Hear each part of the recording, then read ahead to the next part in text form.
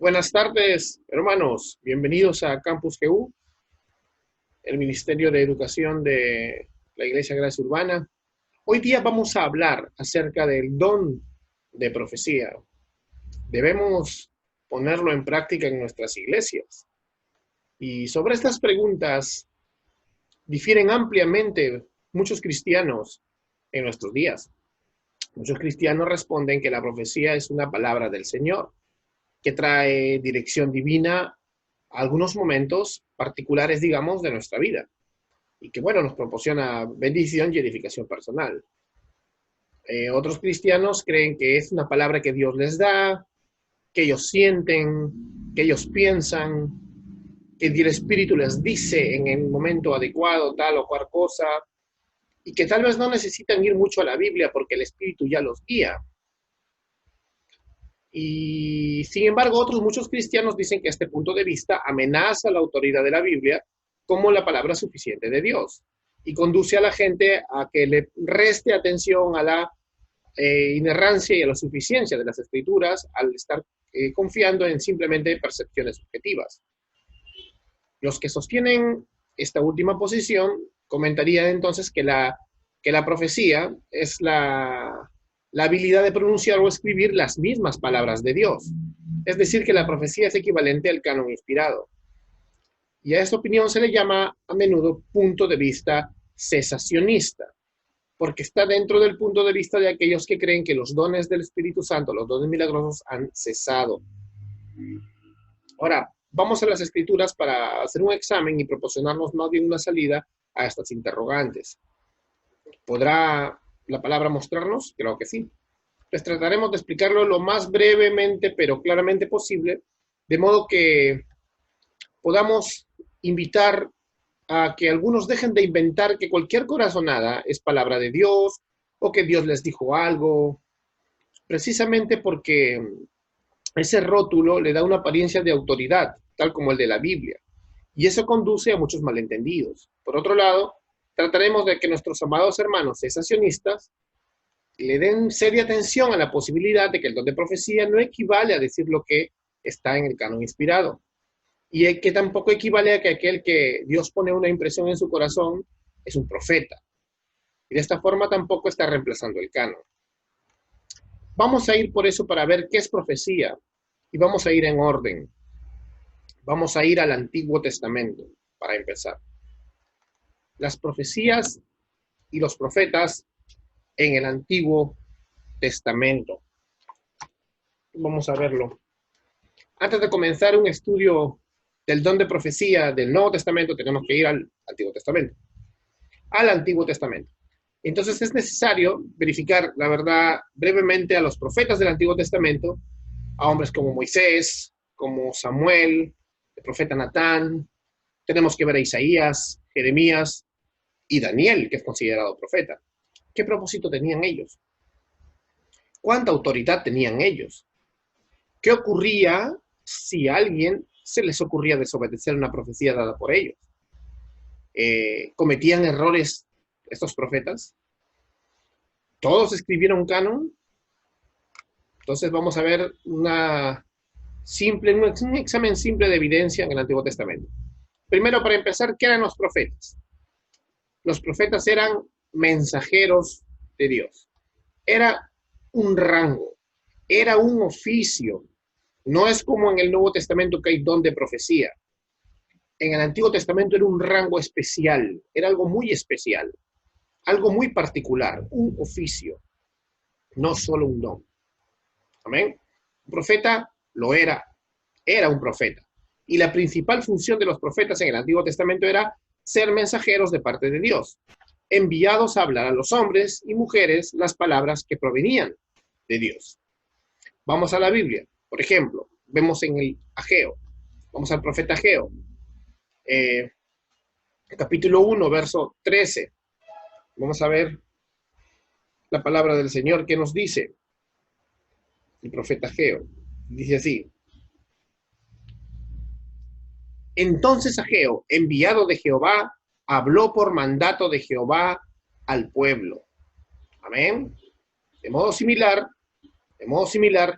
En segundo libro de Samuel, en el segundo libro de Samuel, en el capítulo 12, verso 25, vemos lo mismo.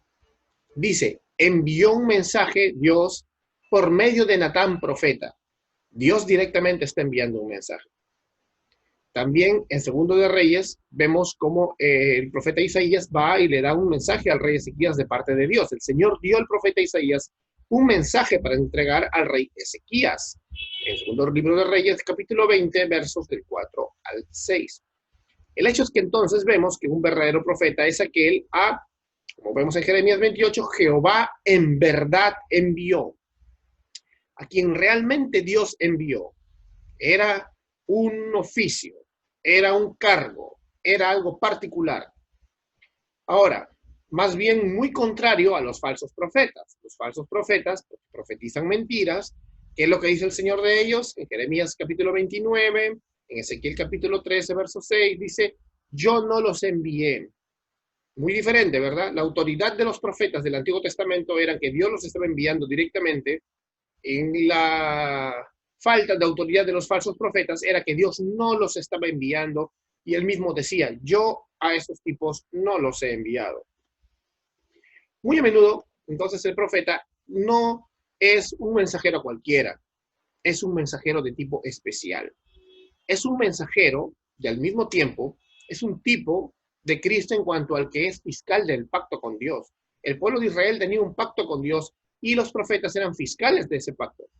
Venían a exhortar de los errores y a hablarle al pueblo de parte de Dios acerca de la advertencia de haber roto su parte del pacto. Eran enviados a recordarle a Israel los términos del pacto, a llamarles a veces desobedientes, a llamarlos al arrepentimiento y advertirles de las sanciones de la desobediencia que pronto serán aplicadas, que ya en Deuteronomio 28 habían sido dadas y que el pueblo de Israel no veía. Eso lo vemos en Jeremías capítulo 7. Vamos a leer. Vamos a ver un poco cómo era un profeta en este rol de fiscal del pacto. Jeremías capítulo 7, en el verso 25. Vamos a ver qué dice la palabra de Dios. Mira lo que dice el profeta Isaías de parte de Dios. Les cuenta, ¿no? Dice, en el verso 22, verso 21, 7:21. Así dice el Señor de los ejércitos, el Dios de Israel. Añadid vuestros holocaustos a vuestros sacrificios y comed la carne, porque yo no hablé a vuestros padres ni los ordené nada en cuanto a holocaustos y sacrificios el día que los saqué de Egipto, sino que esto es lo que les mandé diciendo, escuchad mi voz y yo seré vuestro Dios y vosotros seréis mi pueblo y andaréis en todo el camino que yo os envié para que os vaya bien. Mas ellos no escucharon ni inclinaron su oído, sino que anduvieron en sus propias deliberaciones, en la terquedad de su malvado corazón, y fueron hacia atrás y no hacia adelante. Desde el día que vuestros padres salieron de la tierra de Egipto hasta hoy, os he enviado a todos mis siervos, los profetas, madrugando cada día y enviándolos, pero no me escucharon, ni inclinaron su oído, sino que endurecieron su cerviz e hicieron peor que sus padres. Así vemos también en Crónicas, en Nehemías, en Malaquías, a los profetas advirtiendo acerca de la desobediencia del pacto con Dios y los tercos del pueblo de Israel no haciendo caso.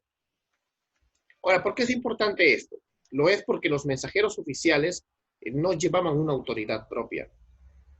Te das cuenta que aquí vienen los siervos diciendo, así dice el Señor. Y luego habla como si fuera el Señor. A veces algunos no entienden y dicen, estoy leyendo Jeremías o Isaías y está hablando como si fuera Jeremías y luego dice, entonces yo, o sea, como si él fuera Dios. No, es que Dios está hablando a través de ellos. La autoridad que tienen estos mensajeros oficiales no es una autoridad propia. Hablan con la autoridad de quien los envía, las palabras de quien los envía. ¿No? Es como el embajador de un país extranjero que lleva un mensaje de su presidente o de su primer ministro a otra nación, ¿no? No considera el mensaje suyo, ni lo entrega en su autoridad personal. No tiene su propia agenda. El mensaje que entrega viene con la autoridad de quien se lo envió. Así eran los profetas del Antiguo Testamento. Sabían que no hablaban por su propia cuenta, sino de parte de Dios y con la autoridad de Él. Es un tipo de profecía que no existe ya. Es bastante diferente. que no existe de la manera como existía en el Antiguo Testamento. Las palabras de los profetas son palabras de Dios. La autoridad de los mensajeros de Dios, los profetas, no se limitaba a contenido solamente de simples mensajes, sino que reiteraban palabras que eran las palabras de Dios mismo. Ellos citaban las palabras del Antiguo Testamento, no solo decían cosas que en ese momento Dios les decía, Dios les hacía que ellos recuerden la palabra ya escrita también al pueblo de Israel, porque ya que el pacto estaba fundado en la Torá. Por ejemplo, cuando le dice a un profeta, yo estaré en tu boca y te enseñaré lo que has de hablar, eso nos hace recordar, es un eco de Éxodo capítulo 4. ¿No? Pondré mis palabras en su boca, vamos a Deuteronomio, de capítulo 18. Jeremías dice, ¿no? He puesto mis palabras en tu boca, le dice a Jeremías en el capítulo 1, y ahí vemos este eco, ¿no? Entonces vemos así que no es sorprendente que encontremos que los profetas del Antiguo Testamento hablan muy frecuentemente de parte de Dios en la primera persona gramatical. Cuando ellos dicen, haré esto, o he hecho aquello. Entonces tú dirás, pero está hablando Jeremías, pero habla como si fuera Dios. Es que Dios está hablando a través de ellos. Él pone sus palabras en la boca del profeta que había enviado. Por tanto, la autoridad de este profeta es infalible e inerrante. La completa identificación, podríamos llamarle, de las palabras de los profetas con las palabras del Señor, se ve cuando un profeta dice cosas como, para que conozcas, por ejemplo, en primer libro de los Reyes, capítulo 20, verso 13, dice, para que conozcas que yo soy Jehová. Y tú le dirías, oye, profeta, ¿pero tú eres Jehová? No, él está hablando de parte de Jehová. Tienes que escuchar que Jehová está hablando a través de él. A Isaías le pasa lo mismo. Isaías habla en Isaías, en el capítulo 45, verso 5 del libro de Isaías, él dice, yo soy Jehová y ninguno más hay. No hay Dios fuera de mí. Y Isaías es el que está hablando con las palabras de Dios en su boca. Pues evidentemente ningún judío, ningún israelita de ese tiempo hubiera pensado que el profeta se estaba atribuyendo las palabras como propias. En casos como estos simplemente se consideraba que repetía las palabras mismas de Dios y se sabía que Dios mismo lo había enviado. Y recordemos que muchas de estas cosas no están en el canon. Muchos profetas no tienen libros canónicos. Hay profetas que no se mencionan y también eran profetas de Dios. Finalmente, una indicación de la creencia en el origen divino de las palabras proféticas se evidencia en la frecuencia con que se menciona a Dios como el autor de las palabras dichas por un profeta, ¿no?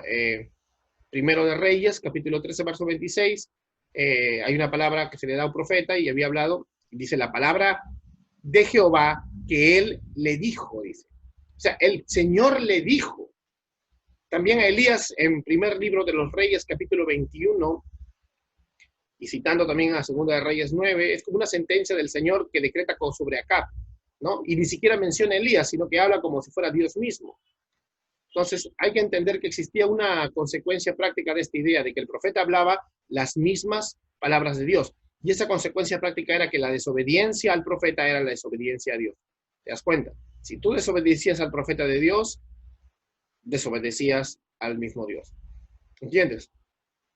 Por tanto, no encontramos en el Antiguo Testamento ningún caso en que la profecía de alguno de estos profetas o alguno reconocido como un verdadero profeta tenga que ser evaluada, ¿no? Tenga que ser discernida para separar lo bueno de lo malo. No. Ellos, por el contrario, cuando Samuel fue instaurado como profeta, Jehová estaba con él y no dejó caer en tierra ninguna de sus palabras, dice en el primer libro de Samuel. En el capítulo 13, verso 19, dice que por ser Samuel un hombre de Dios, dice, todo lo que él dice acontece sin falta, decía Saúl.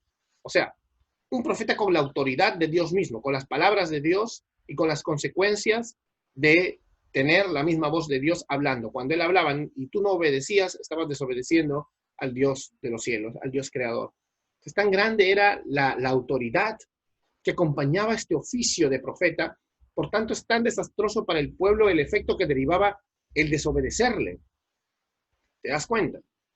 Entonces, acá hay dos posibilidades y no hay un terreno intermedio. La pregunta se toma, ¿son estas palabras de Dios o no? ¿Qué hemos visto en pocos versículos? Porque podríamos haber leído más, pero recuerden, eso ya está en el material, están los demás versículos, pero hemos visto, ¿son estas las palabras de Dios o no? Si lo son, debo obedecer. Si no lo son, el profeta representa falsamente a Dios y se le debe dar muerte. porque ese era el mandato en Deuteronomio capítulo 18, verso 20. Aquel profeta que tenga una falsa profecía o que no se cumpliera, se le debería dar muerte. Eso estaba en la ley. No se deberían permitir los falsos profetas en el pueblo. Una vez que aceptan las palabras como palabras de Dios, con un profeta real, cobran un rango diferente y están más allá de todo desafío y cuestionamiento alguno.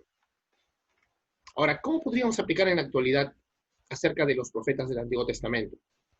Entonces, a pesar que nuestro estudio no ha tocado, todavía no hemos tocado la profecía del Nuevo Testamento, tiene de todos modos una aplicación útil para los cristianos contemporáneos. La razón para esto es que muchas de las palabras de Dios pronunciadas por profetas en el de oficio, acuérdate siempre de eso, profetas de oficio del Antiguo Testamento, por tanto, autoritativas totalmente, como hemos dicho, no se han perdido, sino que muchas han sido conservadas para nuestro bien, como Dios ha placido en su palabra en las páginas del Antiguo Testamento. De hecho, hay indicios de que se consideraban, de que todo el Antiguo Testamento es considerado los profetas. En Lucas podemos ver en el capítulo 24 a nuestro mismo Señor Jesucristo, cuando está en camino de Maús, le habla a esos dos hombres y les dice, comenzando desde Moisés y siguiendo por todos los profetas, les declaró de todas las escrituras lo que hablaban de él, lo que de él decían. Es decir, que para los judíos todos eran profetas. Todos los escritores del Antiguo Testamento eran profetas.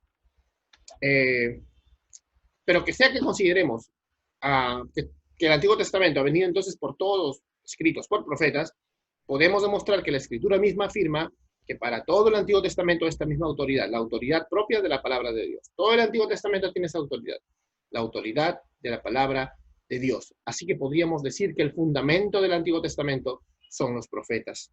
Amén. ¿Nos queda claro? Hay que atesorar esta gran verdad constantemente para poder oír la voz de Dios hablándonos, dándonos dirección para nuestra vida, alimento espiritual para nuestras almas, viendo a Cristo en todo el Antiguo Testamento, viendo a Cristo como el cumplimiento del Antiguo Testamento a través de la boca de los profetas, plasmada en la palabra de Dios. Amén. Ahora, ¿quién tenía la autoridad canónica? La autoridad de los que tenían los profetas en el Antiguo Testamento, ¿seguían el Nuevo Testamento? ¿Quién tenía la autoridad en el Antiguo Testamento? Vamos a este segundo punto. Vamos a hablar del Nuevo Testamento.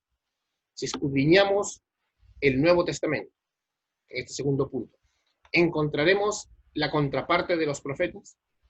Al principio podríamos esperar que los profetas del Nuevo Testamento sean semejantes a los del Antiguo Testamento.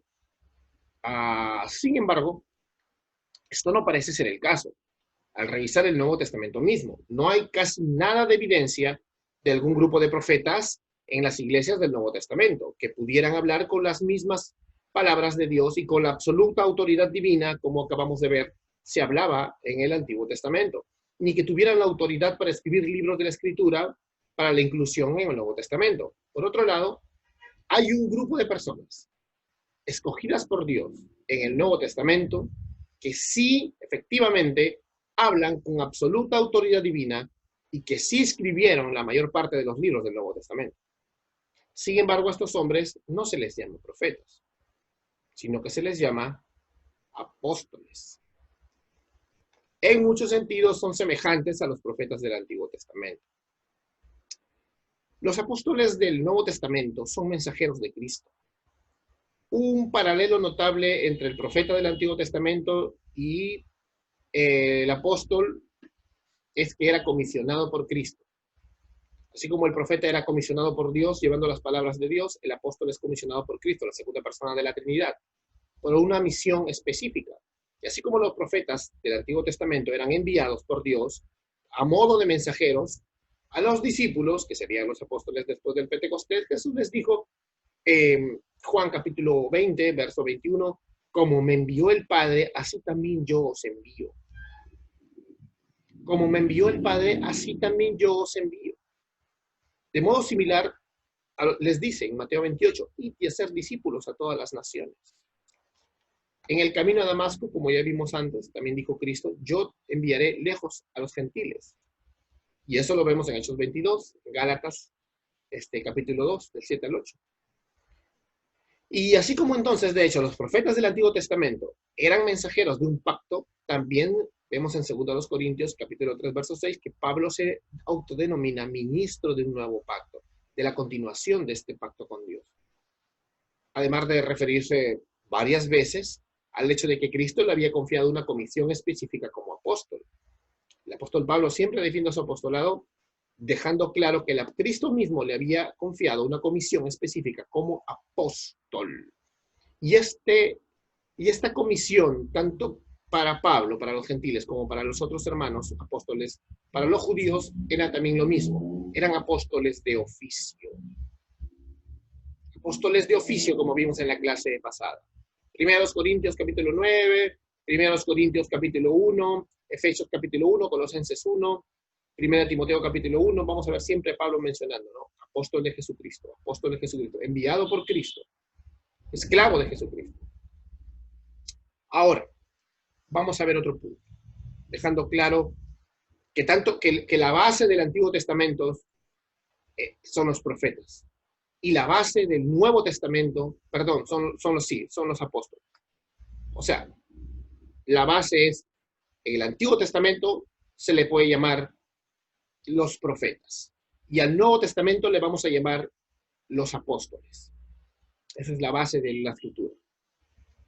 Entonces vamos a ver que los apóstoles del Nuevo Testamento se relacionan con los profetas del Antiguo Testamento. No es extraño que cuando leemos el Nuevo Testamento encontremos varias ocasiones en que los apóstoles se relacionan con los profetas del Antiguo Testamento, como hablamos, y los profetas del Nuevo Testamento continuamente a veces se relacionan con los profetas del Antiguo. En primer lugar, por ejemplo, podemos ver en Hebreos capítulo 1, y esto se verifica en el caso de cuando Jesús mismo se le aplica el término apóstol. En Hebreos 1 dice, Dios, habiendo hablado muchas veces, de muchas maneras en otro tiempo a los padres por los profetas, en los postreros días nos ha hablado por el Hijo, dice. Y luego en el capítulo 3 de este mismo libro de los Hebreos, en vez de designar a Jesús como profeta, ¿no? Como profeta, basándose en lo antes dicho, el autor de Hebreos dice, por tanto considerad al apóstol y sumo sacerdote de nuestra profesión. Jesús es el cumplimiento de los profetas, es el verdadero profeta, sí, pero acá el autor de Hebreos le dice que lo consideremos como el apóstol y sumo sacerdote de nuestra profesión, o sea, de nuestra fe. Y luego sigue contrastándolo con Moisés, el profeta arquetípico del Antiguo Testamento, según la tradición judaica. Entonces, según el autor de Hebreos, Dios habló por medio de los profetas en el Antiguo Testamento y por medio de Jesús, el apóstol en el Nuevo Testamento. A pesar que los compara y los hace similares, insiste en llamar profetas a los del Antiguo Testamento y a Cristo mismo como cabeza de la iglesia, apóstol en el Nuevo Testamento. Entonces, ahora, pero este uso no es el habitual, siendo la única ocasión que se llama apóstol a Jesús, ¿no? No es el habitual, a Jesús casi generalmente no se le llama apóstol, pero el autor de Hebreos lo utiliza así. Generalmente, apóstol se le llama ya a los enviados de Jesús. Así que también tenemos que entender que Jesús es la cabeza de la iglesia y por tanto Él es el apóstol de los apóstoles. Es decir, que el mandato del Antiguo Testamento de ser enviado es similar, pero tiene otro nombre. Ahora, ¿por qué? Vamos a ver eso también. Tenemos que verlo bien claro. Las palabras autoritativas de los apóstoles eran las palabras autoritativas de Dios. Entonces, el paralelo más significativo entre los profetas del Antiguo Testamento y los apóstoles es la capacidad de escribir las palabras de la Escritura, palabras que tienen autoridad divina. Así como algunos de los profetas fueron escogidos para escribir las palabras de Dios que quedaron aquí, algunos de los apóstoles fueron escogidos para escribir las palabras de Dios que quedaron en la palabra. Por eso son el fundamento. Entonces, los apóstoles, ya en el Nuevo Testamento, son los receptores primarios del mensaje. En este caso, el Evangelio ya de Cristo. Esta capacidad parte del hecho de que el mensaje de los apóstoles venía directamente de Dios, y venía directamente de Cristo. El apóstol Pablo, por ejemplo, insiste así firmemente que su mensaje no vino mediante hombres, sino de Cristo mismo. En la carta a los Gálatas, en el capítulo 1, en el verso 11 y 12, él dice, el evangelio anunciado por mí no es según hombre, pues ni yo lo recibí ni lo aprendí de hombre alguno, sino por la revelación de Jesucristo. Entonces, él insiste, y tiene insistencia sobre el origen divino de su mensaje, el origen inspirado de su mensaje está claramente dentro de la tradición de los profetas del Antiguo Testamento también. Los profetas también defendían la inspiración de su mensaje. Vamos a leer Deuteronomio capítulo 18, verso 20. Quiero que me acompañes a tu Biblia. Deuteronomio capítulo 18, verso 20. Él está defendiendo que él, como apóstol, trae verdadera palabra de Dios y está dentro del orden de los profetas, así como en el Antiguo Testamento, aunque en este caso se le llama apóstol. Y dice Deuteronomio, pero el profeta que hable con presunción en mi nombre una palabra que yo no le haya mandado hablar o que hable en nombre de otros dioses, este profeta morirá. Amados, el apóstol Pablo dice, yo no soy de estos profetas falsos. Yo no soy de aquel, como aquellos profetas que deben morir con justicia, ¿no? Yo no, yo vengo trayendo las palabras del Señor. Vamos a Jeremías capítulo 23. Jeremías capítulo 23, verso 16, dice, mira bien claro lo que dice Jeremías. Así dice el Señor de los ejércitos, no escuchéis las palabras de los profetas que os profetizan. Ellos os conducen hacia lo vano, os cuentan la visión de su propia fantasía.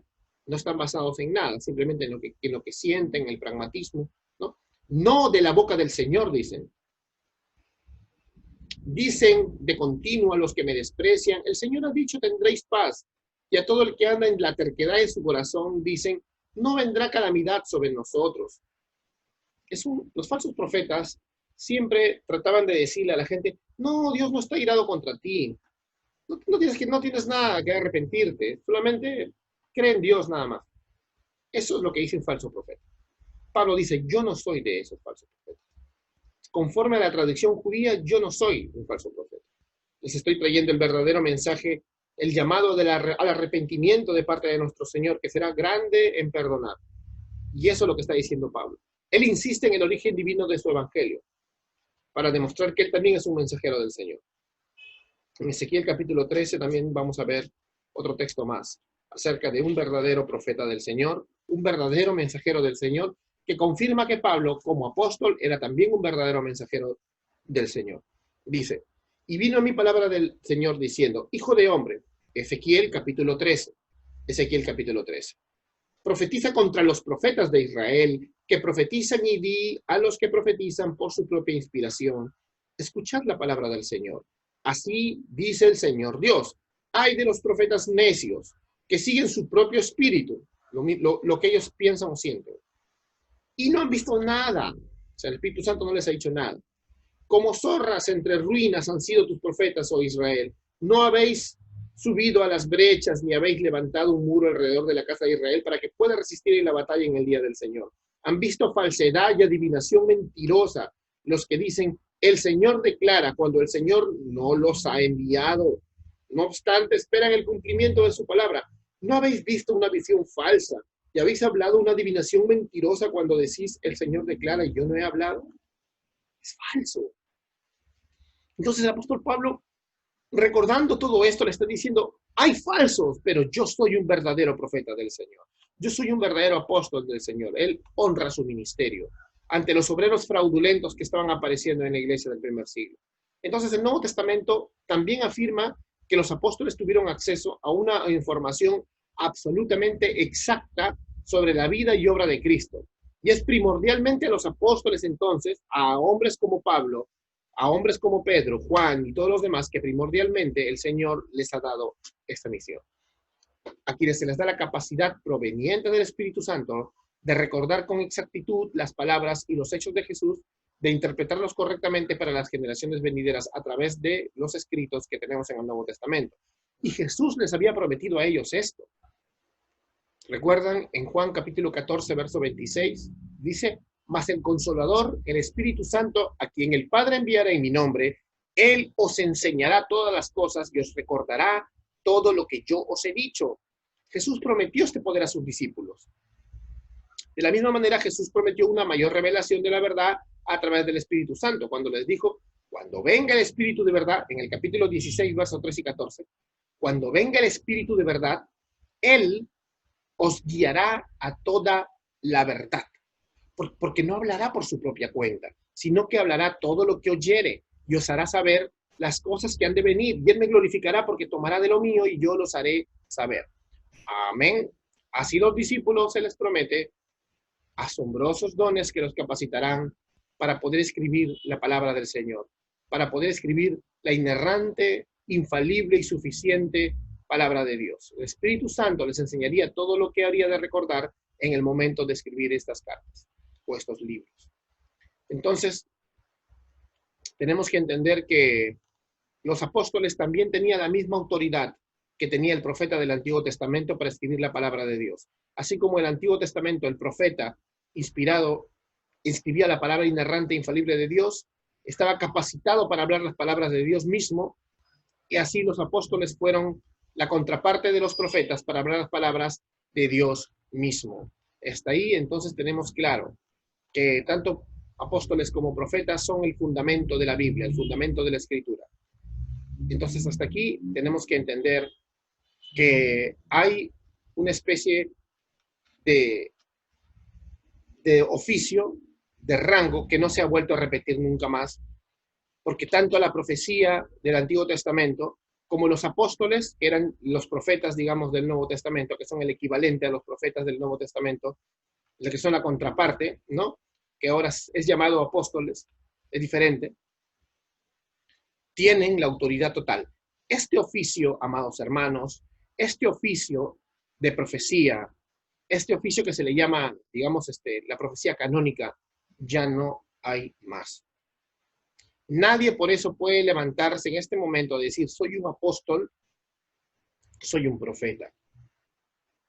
Porque aunque los 5 ministerios que algunos llaman 5 ministerios están vigentes, lo que existe es el carácter apostólico de la iglesia, es decir, el carácter misionero. Y también el elemento profético, que es el elemento de predicación, por algo estamos acá, ¿no? El evangelio sí ha seguido siendo predicado. Y el elemento profético también es lo que vamos a ver a continuación, algo que se llama el don de profecía, que es muy diferente, bastante diferente, ¿entienden? Entonces los apóstoles, para terminar, son la contraparte en el Nuevo Testamento de los profetas. Entonces, vamos a ver qué pasa entonces con el don de profecía. O sea, ¿qué pasó con el profeta? Ya no hay profetas. Entonces, ¿quiénes son los profetas? Nadie. El profeta es la iglesia. ¿Recuerdan lo que en la profecía de Joel?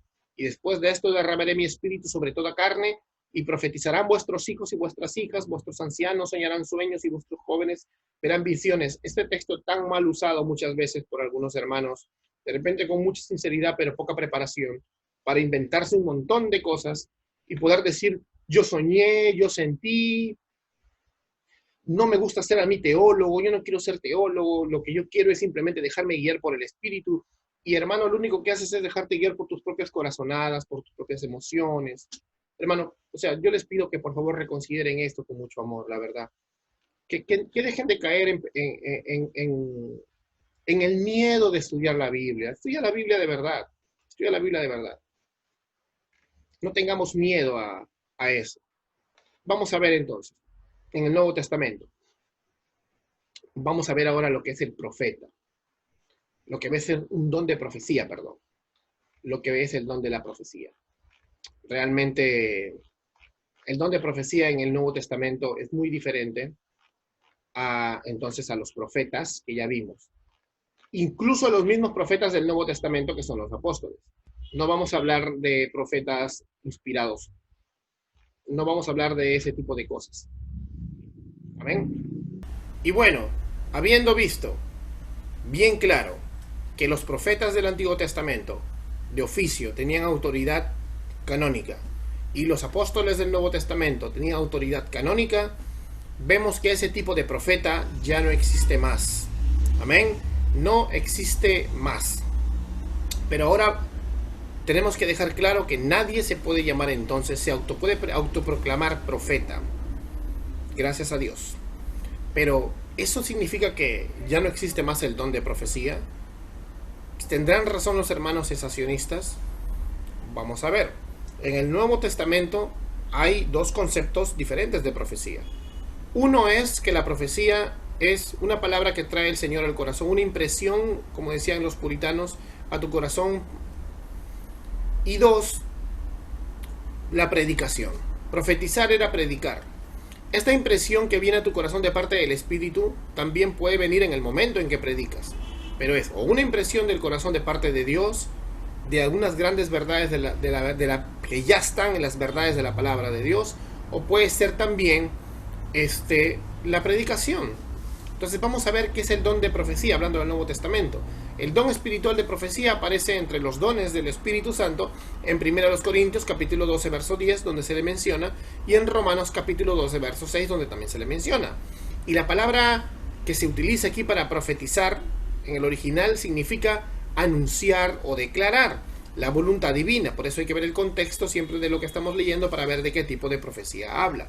Si es algo que Dios puso en el corazón de alguien, como Ágabo, por ejemplo, el profeta Ágabo, en el libro de los Hechos, o si en realidad estaban predicando, como las hijas de Felipe, que predicaban.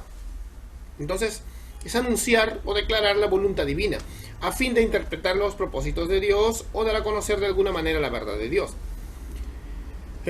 Muchas personas malinterpretan el don de profecía. Recuerden que ya no estamos hablando de los profetas de oficio, ni de los apóstoles de oficio, sino del don de profecía, pensando que es una habilidad para predecir el futuro.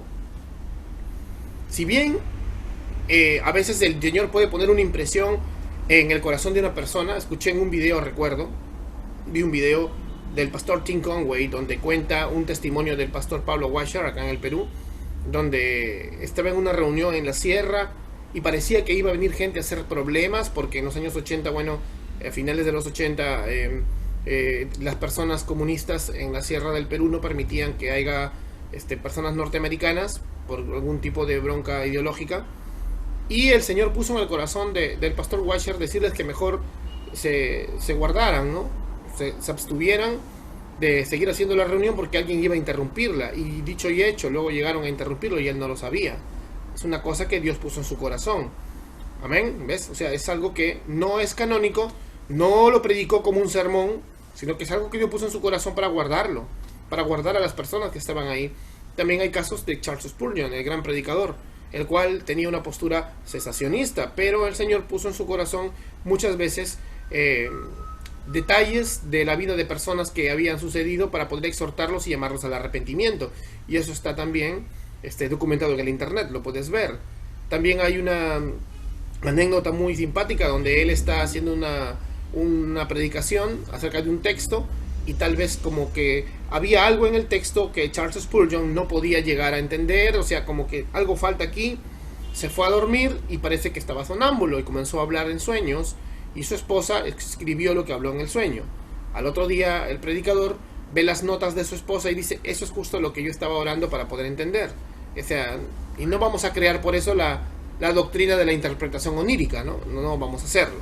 Pero son situaciones en las que el Señor puede usar su Espíritu Santo, ¿no? Y se le puede llamar don de profecía. Pero como dijo un pastor, recuerdo, si el Señor te habla a través de formas sobrenaturales, impresiones como el don de profecía, es autoritativo para ti, no es para hacer doctrina y no es autoritativo para la iglesia. Eso no se habla desde el púlpito, hermano. Jamás se habla desde el púlpito. Amén. Entonces vamos a seguir entendiendo un poquito más qué es esto. No es solamente entonces el don de profecía, el poder ver el futuro, o el poder tener una impresión o un sueño que te anuncia algo, que puede ser como vimos, pero no es eso nada más. Un pastor o un predicador que predica las escrituras, que declara la Biblia, puede ser considerado un profeta, en cuanto que está anunciando todo el consejo de Dios, en cuanto que ha sido enviado por Dios para predicar, ¿no? Entonces tenemos que entender que no está declarando una nueva revelación, sino que está hablando más y más de las grandes verdades que Dios tiene en las Escrituras. Y ahí también Dios puede tratar con tu corazón y traer a ti palabra de Dios, por ejemplo, como un caso también que leí, otra experiencia del pastor John Piper, que él estaba predicando en su iglesia, en Bethlehem, en Minneapolis, y el Señor puso en su corazón más y más de las profundas verdades que él ya había trabajado en el texto. Incluso vino él palabra de Dios, vino palabra de algo que él no había visto en su estudio, pero que tenía que ver con el texto que estaba trabajando. Y justo estas palabras él las usa en su sermón, sin decirle a la gente Dios me ha dicho, sino que el Señor puso eso. Y justo muchas personas se acercaron a decirle que justamente esas palabras que él no había trabajado durante la semana para poder decirlas en su sermón, fueron las que tocaron el corazón y trajeron al arrepentimiento a mucha gente en la iglesia. Es cosa que el Señor trabajó en esta iglesia. ¿Ves? Y está bien, no tiene nada que ver con adiciones o perfeccionamientos de las verdades bíblicas que ya son perfectas, que ya son inerrantes, que ya son infalibles, que ya son suficientes. Amén, sino que es profundizar más y más espiritualmente en el mar de las verdades ya ciertas. Amén. Entonces, además observemos algo. La transición de profeta a maestro. Por ejemplo, en 2 de Pedro capítulo 2 verso 1 dice: pero hubo también falsos profetas en el pueblo, como también habrá entre vosotros falsos maestros. Y esto indica que en el Antiguo Testamento había, ¿no?, como vimos hace rato, profetas autoritativos, ¿no? Y que en la iglesia habría de levantarse maestros que se habrían de llamar profetas también, y que incluso iban a ser autoritativos. ¿Por qué? ¿Sabes qué pasa? ¿Qué pasa? Que cuando una persona, como vimos temprano, a la hora que empezamos este estudio, comienza a falsificar el don de profecía, o a confundirse de repente con un corazón muy sincero, pero a decir que simplemente tiene impresiones, que yo creo, yo opino, yo siento, el Espíritu me dice, y no está conforme a las Escrituras, pero tú lo das como conforme a las Escrituras, lo estás haciendo equivalente. Entonces tú te estás haciendo el único estándar de inspiración, de regla de vida para la iglesia. ¿Te das cuenta? Estás cambiando la verdad de Dios por una palabra simplemente revelada por tu corazón y no por el Espíritu Santo, pero tú le llamas Espíritu Santo. Entonces, los cristianos debemos ser cautelosos con el don de profecía realmente bíblico. Debemos ser cautelosos con aquellos que se hacen llamar profetas incluso y toman esa etiqueta, ¿no? Una cosa es comentar a un hermano: ayer el Señor puso en mi corazón algo para ti, entre nos, ganar a tu hermano. Si el Señor te ha mostrado tal vez que está en algún pecado, pero preguntándole, ¿no?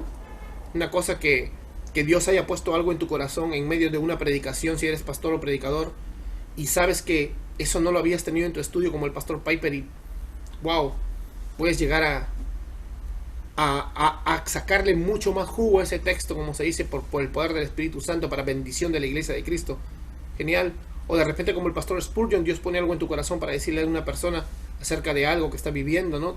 O Dios te pone en el corazón y te dice: ve a cierto lugar y vas y predicas el evangelio, vas y bendices a alguien. Eso no está mal, ¿ves? Está bien, pero eso no es canónico y eso no equivale a palabra de Dios. Y es mejor decir tuve esta impresión de parte de Dios, a decir Dios me dijo, porque Dios lo único que dice es en la palabra.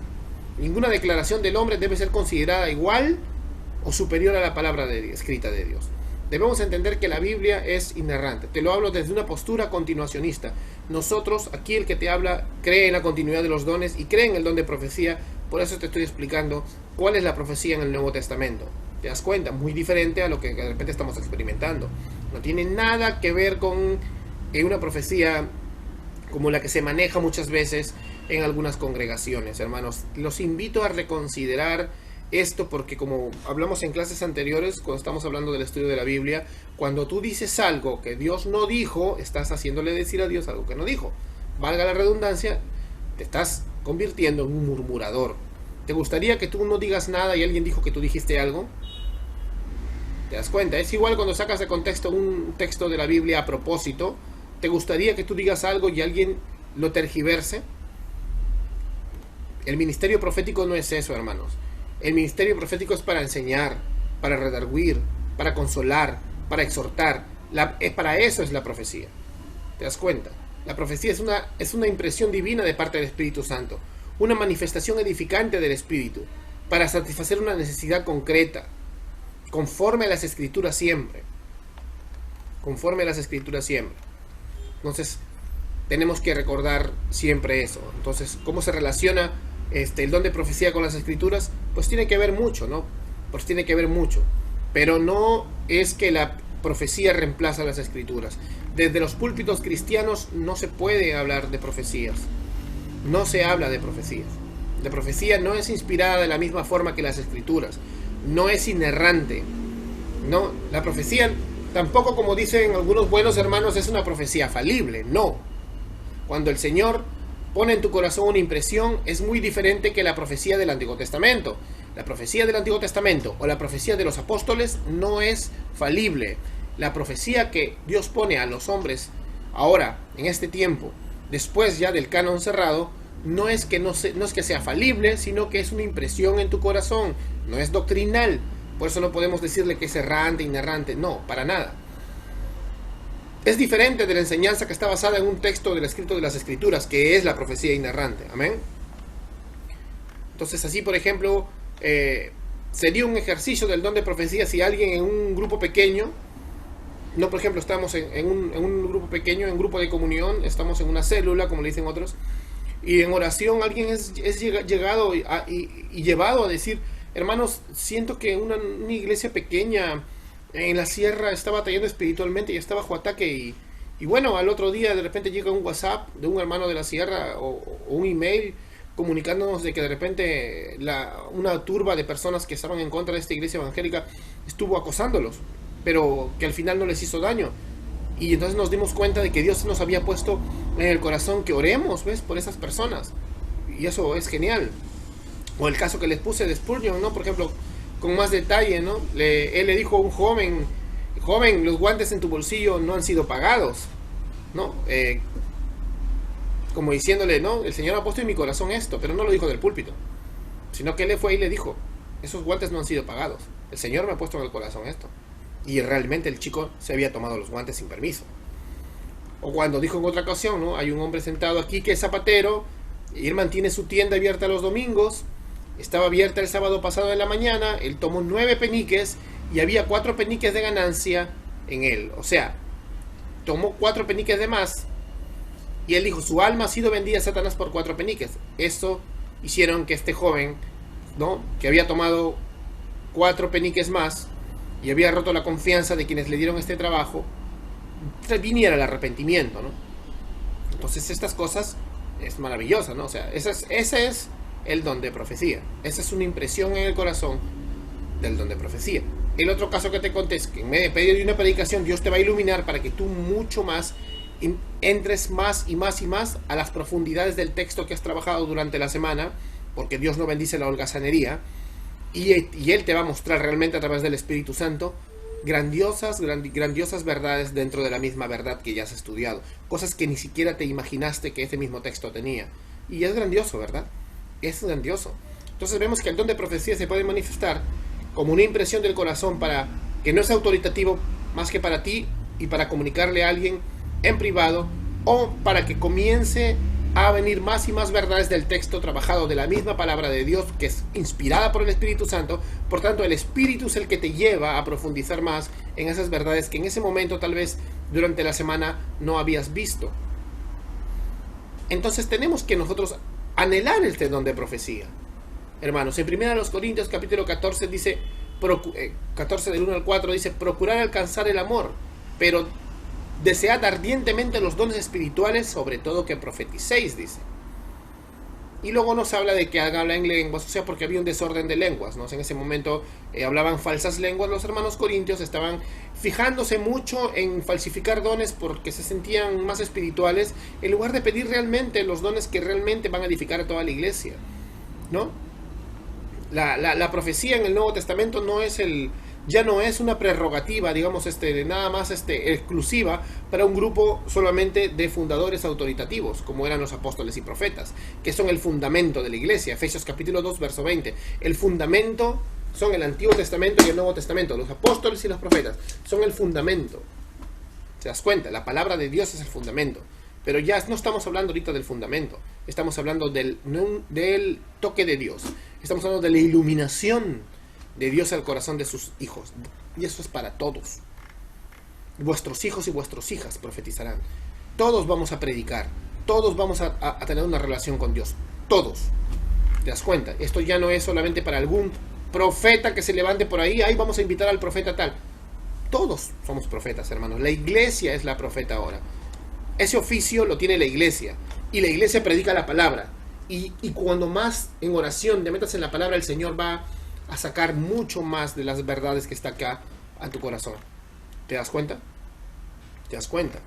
Entonces tenemos que entender esto de ahí. Ahora, una vez que hemos entendido ya que la profecía del Antiguo Testamento es oficial, los profetas eran oficiales y ya no existen más, y es inerrante, infalible y suficiente, que la profecía del Nuevo Testamento, representada por los apóstoles, ya no existe más, y es inerrante, infalible y suficiente, y la experiencia del Nuevo Testamento en la profecía era o predicación, o una impresión del corazón nada más, y que no hay profetas que se puedan llamar así, queda claro. Vamos a ver ahora, entonces, cuáles son algunas objeciones de hermanos actualmente, en este tiempo, que tal vez creen que el don de profecía está cesado, porque creen que todos los dones han cesado. Generalmente los hermanos actualmente que creen que los dones han cesado vienen de una línea, ¿no? De una línea de las opiniones de un gran teólogo, uno de los más grandes teólogos que han existido, que se llama Benjamin Warfield, que creemos que en este caso no estaba muy correcto. Voy a citarle al teólogo Gary Shogren. Voy a leer un pequeño artículo del teólogo Gary Shogren de Costa Rica acerca de B.B. Warfield, acerca de el libro Milagros Falsificados de B.B. Warfield. Un buen libro, pero que según nuestro amigo y gran hermano Gary Shogren no está muy claro, y es excelente lo que va a decir el doctor Shogren, porque la verdad deja por el suelo cualquier tipo de argumento en contra del continuacionismo, y es muy bueno. Dice así, voy a citando, comienzo con la cita. B.B. Warfield publicó su investigación en Milagros Falsificados bajo presión. Por un lado, por las afirmaciones católicas sobre los milagros eclesiásticos, y por otro lado, por el frío racionalismo característico de la época. Él deseaba hacer valer la supremacía de las escrituras sobre las falsas afirmaciones de los milagros, y por medio de eso, robarles a los modernistas, a los liberales teológicos, sus municiones contra la realidad sobrenatural. En ese contexto, Warfield trató la profecía, y como un cristiano reformado debería considerar ese don como algo del pasado, es decir, extinto. Warfield propuso una conexión entre la terminación del canon cristiano y el eclipse del carisma profético al término del siglo I. Es decir, hermanos, fin de la cita. Es decir, hermanos, que para el pastor Warfield era equivalente la finalización del canon, o sea, el cierre del canon era equivalente con el fin de los dones.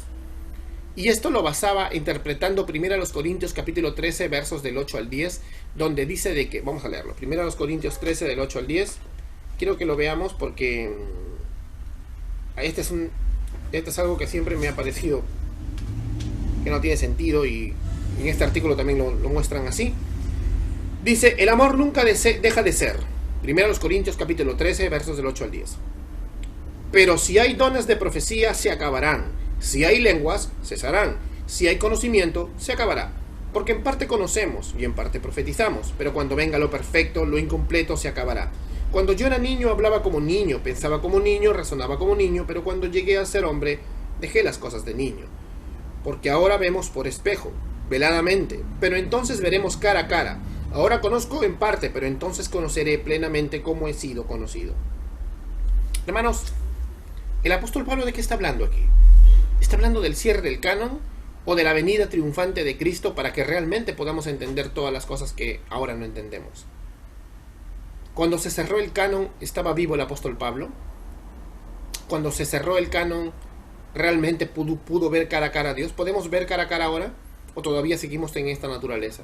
Realmente no tiene sentido. Los corintios sabían que era un canon, aparte del Antiguo Testamento. Pensaban que esa carta que estaba ahí, aunque sí era palabra de Dios, iba a ser parte de otro canon. No tiene sentido para nada. O sea, un corintio que leyó eso en ese tiempo no tenía ni más mínima idea. No tiene nada que ver con esto. La palabra, cuando venga lo perfecto, en griego toteleion, no significa para nada el canon terminado. No tiene ni siquiera para implicarse. Eso se llama eisegesis. Es meter un concepto que no tiene nada que ver dentro de un texto. Sorprende del pastor Warfield, debe ser por la presión, como dice el artículo de nuestro hermano Gary Shogren, pero lamentablemente esta interpretación se ha convertido en el bosquejo para muchos cesacionistas actuales, otros no. Entonces hay que entender que la tesis de ellos se basa en que cuando se cierra el canon se acaban los dones, Vamos a ver la historia de la iglesia entonces, vamos a ver un poco de la historia de la iglesia, para ver si realmente los dones habían cesado. Vamos a ver la historia de la iglesia para ver si los dones y la profecía habían cesado. Amén. Y vamos a empezar primero por los padres apostólicos. Los padres que siguieron a los apóstoles. Son los padres apostólicos. Luego vamos a ver que avanza el tiempo y aparecen los padres apologistas que defendían la fe, de las herejías más grandes que comenzaron a aparecer, los padres polemistas y los padres finales del segundo siglo. Vamos a ver 200 años de historia para ver si realmente los dones habían cesado. ¿Qué dice en la historia? ¿Qué dice la historia de la iglesia? La Biblia no dice que han cesado. En la Biblia no encuentras eso por ningún lado. Ahora, ¿qué dice la historia de la iglesia?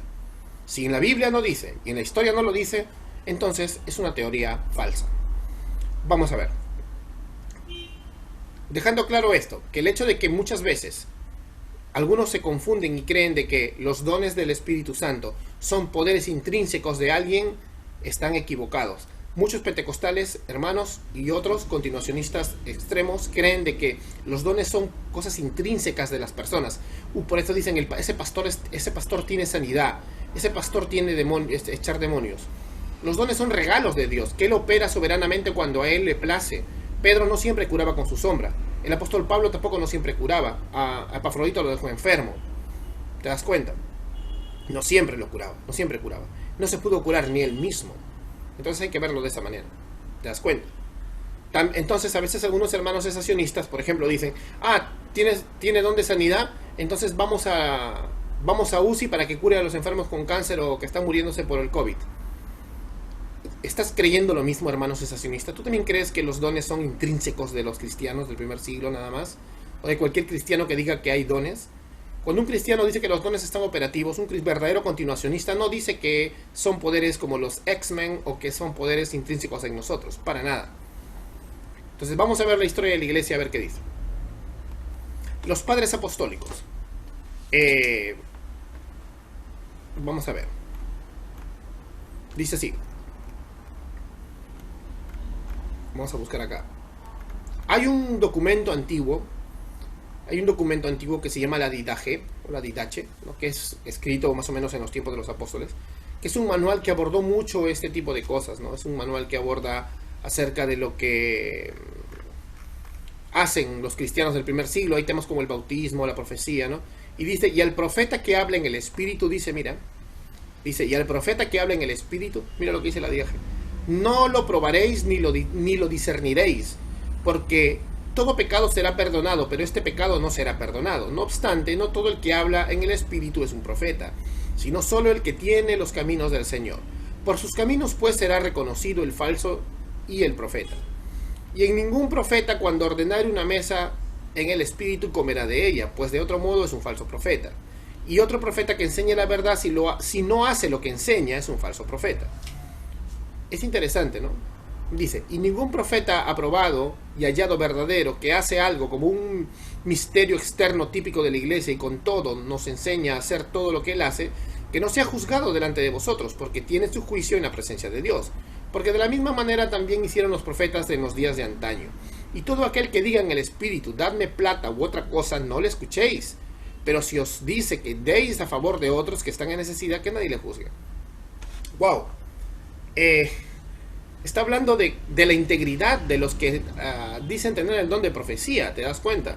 Alguien que dice tener en la iglesia el don de profecía, pero utiliza este don de profecía para cosas que no son bíblicas o incluso para lucrar, para hacer dinero, lo cual pasa mucho ahora. Por ejemplo, si alguien te dice, yo tengo un manto de unción, deme 100 soles, a ver, 100 soles cada uno.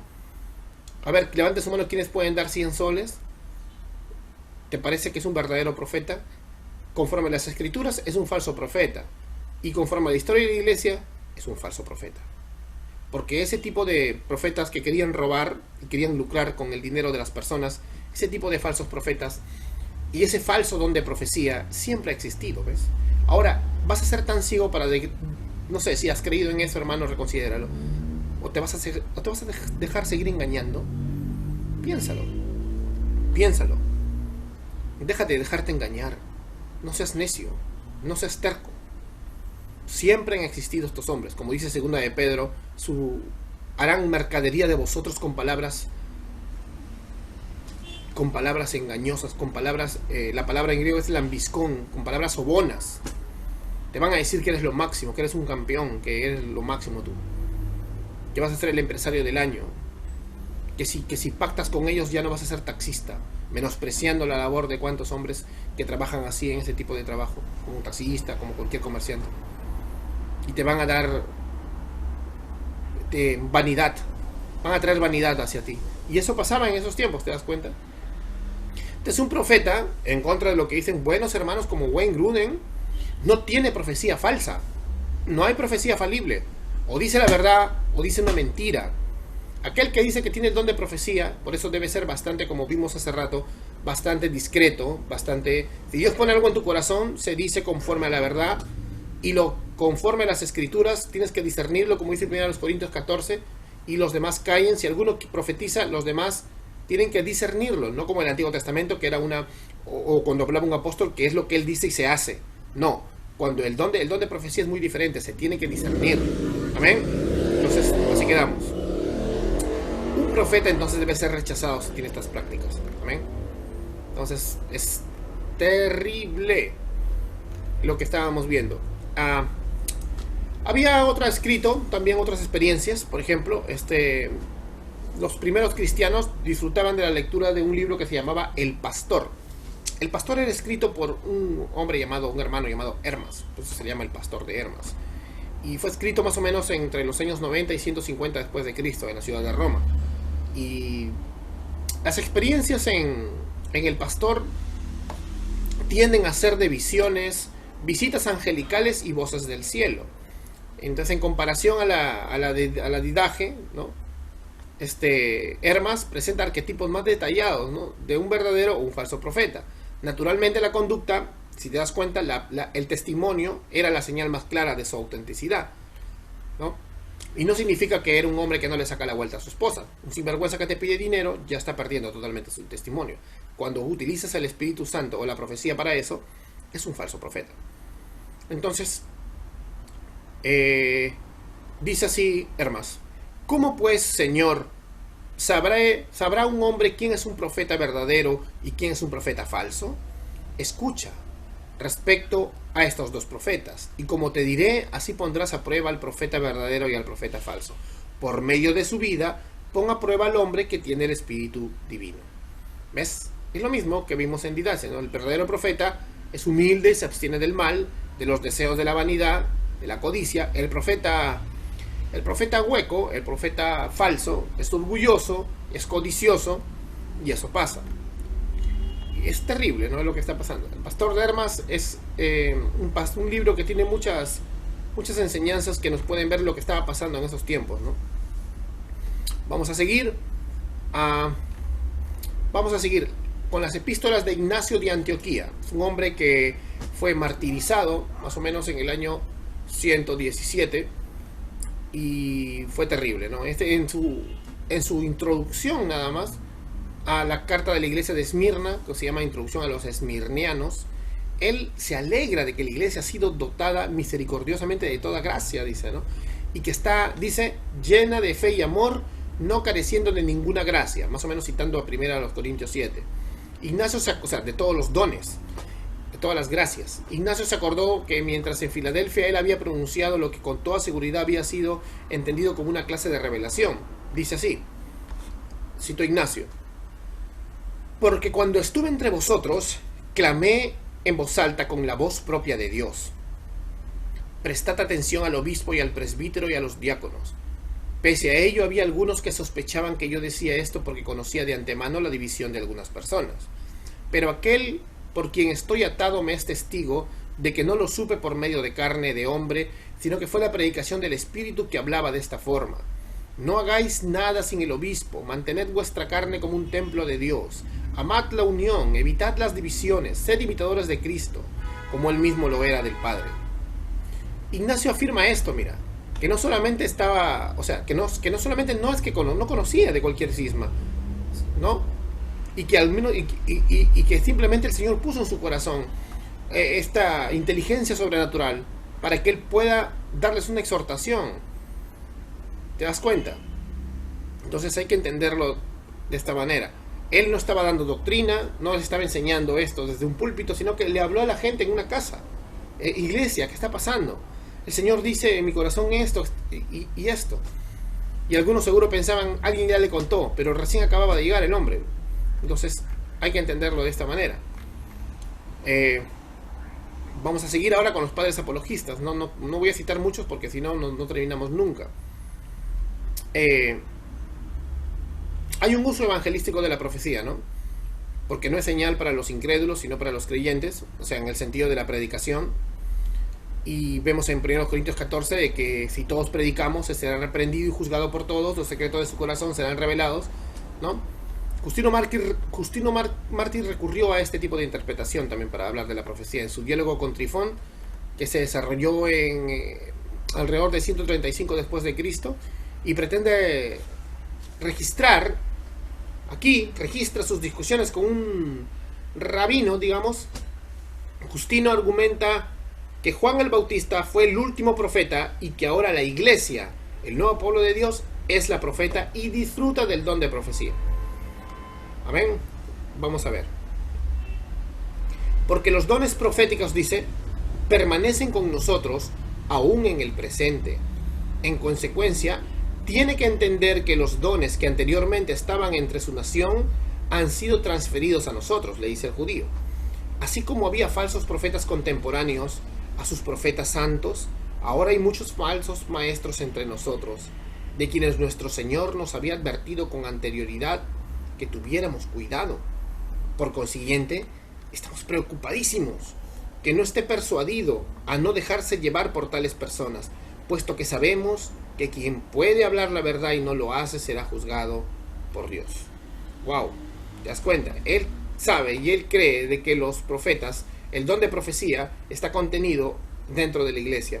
Es a favor, el don es una concesión a favor de la iglesia cristiana. Amén.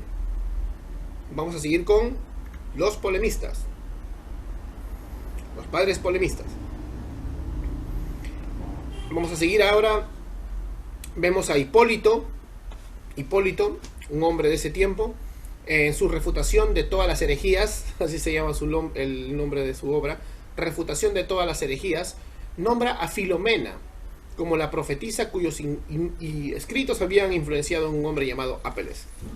Dice, sin embargo, el enfoque de la profecía falsa, en realidad, desde el año 160 en adelante, fue un movimiento que creció muy rápidamente. Comenzaron a aparecer más falsos profetas que nunca, ¿no? Incluso se le conoció como la nueva profecía.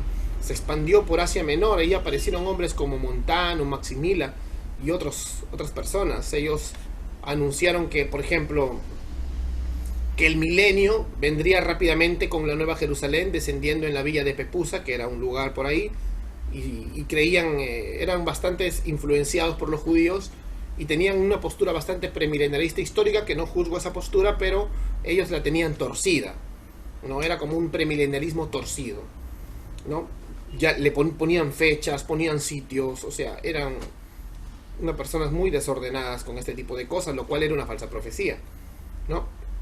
Entonces, entendamos que si tú dices algo, como te digo, en nombre del Señor, como hicieron los montanistas y otros movimientos de ese tiempo, pensando que tienes una ventaja profética porque simplemente tienes emociones y cosas en tu corazón, ¿no? Y realmente Dios no ha dicho eso, ni es conforme a su palabra, eres un falso profeta.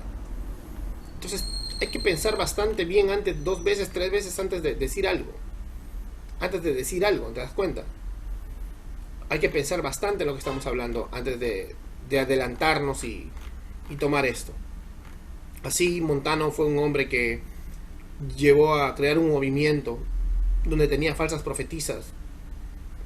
Algunos lo defienden, pero la verdad, digamos que era una especie de proto-neopentecostalismo, si le podríamos llamar, porque tampoco ni siquiera se parece al pentecostalismo clásico, sino que estaban llenos de delirios, la verdad, llenos de delirios. Tenían falsos dones de lenguas, falsas profecías, muchas mujeres que estaban en el liderazgo, que hacían las cosas muy mal, en contra de las escrituras, un lenguaje muy vago, un lenguaje muy subjetivo, muchas emociones, mucho yo pienso, mucho yo creo, mucho a mí me parece, mucho Dios me dijo, el Espíritu me guía a esto.